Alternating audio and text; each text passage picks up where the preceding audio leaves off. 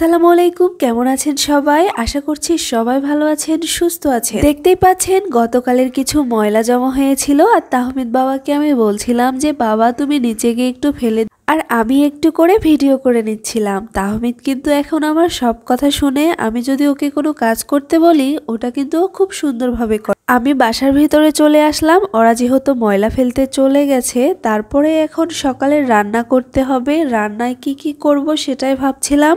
ময়লা ফেলে এসে আমার বাবাটা কিন্তু কাজে লেগে গেছে। আবার আমি ভাবছিলাম যে কি রান্না করব কি রান্না করব, সে এসে বলছিল যে আম্মু আমি নুডলস খাবো।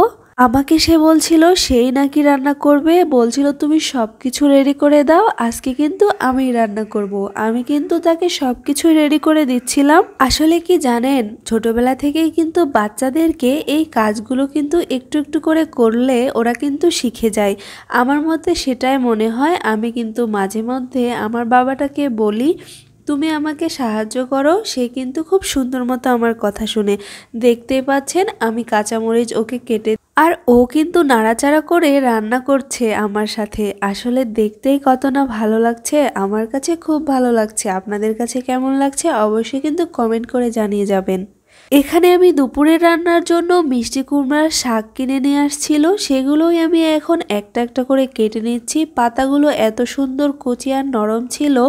আমি এগুলো শুটকি মাছ দিয়ে রান্না করব। শাকগুলো সুন্দর মতো কেটে ধুয়ে নিয়েছি।